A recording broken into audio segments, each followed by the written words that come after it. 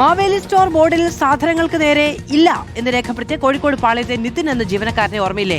സപ്ലൈകോയിലെ സാധനക്ഷാമം പുറത്തറിയിച്ച പ്രധാനപ്പെട്ട ഒരു സംഭവമായിരുന്നു അത്. അന്ന് നിതിനെ ബോർഡിൽ ഇല്ല എന്ന് എഴുതിയതിന്റെ പേരിൽ സർക്കാർ സസ്പെൻഡ് ചെയ്തിരുന്നു. ഇപ്പോൾ സർക്കാർ മാറിയതോടെ ആ ജീവനക്കാരന് പുനർനിയമനം നൽകിയിരിക്കുകയാണ്.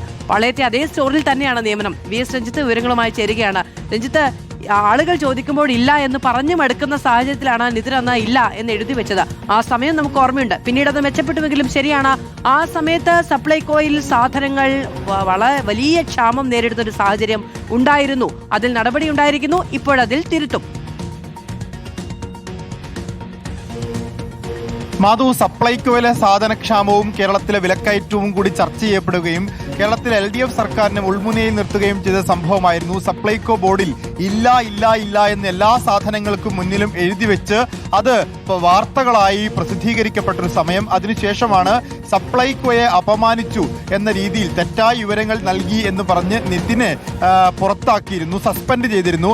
നിതിൻ പിന്നീട് കോടതിയിൽ പോയി തന്റെ ഭാഗത്ത് തെറ്റില്ല, കാരണം ഉണ്ട് എന്ന് സാധനങ്ങൾ എഴുതുമ്പോൾ സ്വാഭാവികമായിട്ടും ഇല്ലെങ്കിൽ ഇല്ല എന്നും എഴുതാം, അത് അപമാനിക്കലല്ല എന്നുള്ളത് നിതിൻ തെളിയിക്കുകയും അവിടുത്തെ സ്റ്റോക്കിന്റെ വിവരങ്ങൾ സഹിതം കോടതിയിൽ ഹാജരാക്കുകയും ചെയ്തതിനെ തുടർന്ന് നിതിനെ തിരിച്ചെടുക്കാൻ വേണ്ടി കോടതി പറഞ്ഞിരുന്നു.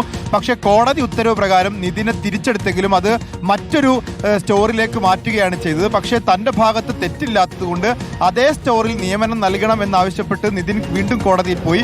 അങ്ങനെ ഒരു ഉത്തരവ് സംഭവിച്ചു. പക്ഷേ LDF സർക്കാർ നിതിനെ അതേ സ്റ്റോറിൽ, അതായത് പാളയത്തെ മാവേലി സ്റ്റോറിൽ നിയമിക്കാൻ കൂട്ടാക്കിയിരുന്നില്ല. ഇപ്പോൾ UDF സർക്കാർ അധികാരത്തിൽ വരുന്നു.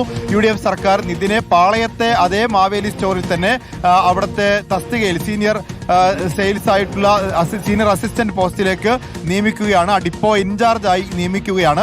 ഏതായാലും LDF സർക്കാരിന്റെ കാലത്ത് വലിയ വിമർശനം നേരിട്ട സപ്ലൈകോ വകുപ്പും സർക്കാരും വലിയ വിമർശനം നേരിട്ട സംഭവമായിരുന്നു ആ സാധനക്ഷാമം എന്ന് പറയുന്നത്. ബോർഡ് വലിയ തോതിൽ വൈറലായതാണ്. ആ ജീവനക്കാരൻ നിതിൻ ഇല്ല ഇല്ല എന്ന് എഴുതിയാണ് സർവീസിന് പുറത്തേക്ക് പോയതെങ്കിൽ ഇപ്പോൾ നിതിൻ സർവീസിൽ ഉണ്ട്.